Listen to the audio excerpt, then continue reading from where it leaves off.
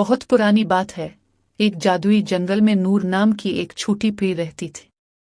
اس کے پیر چاندی کی طرح چمکتے تھے اور وہ جہاں بھی جاتی روشنی پھیل جاتی۔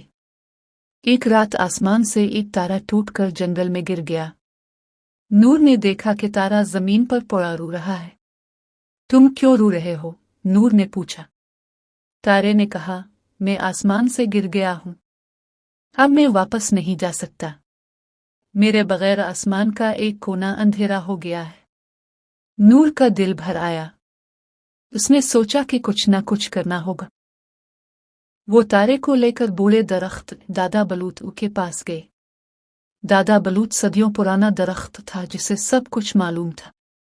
دادا بلوط نے کہا، اس تارے کو واپس آسمان پر بھیجنے کا ایک ہی طریقہ ہے۔ تمہیں پہاڑ کی سب سے اونچی چوٹی پر جانا ہوگا اور اپنی پرواز کی سب سے بڑی طاقت لگانی ہوگی، لیکن یاد رہے، اتنی اونچائی پر جانے سے تمہارے پیر کمزور ہو جائیں گے اور شاید تم کچھ عرصے تک اڑ نہ سکو۔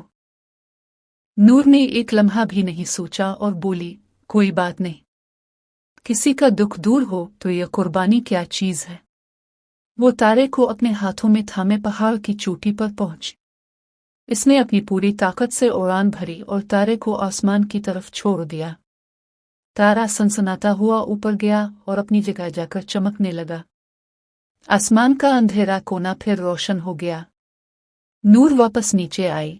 اس کے پیر تھکے ہوئے تھے اور وہ اڑ نہیں سکتی تھی، لیکن اس کے چہرے پر مسکراہٹ تھی۔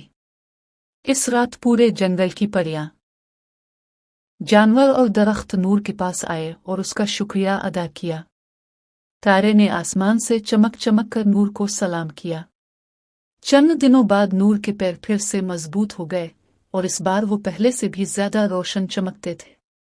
کہانی کا سبق، دوسروں کے لیے کی گئی قربانی کبھی ضائع نہیں جاتی، وہ ہمیشہ دوگنی ہو کر واپس آتی ہے۔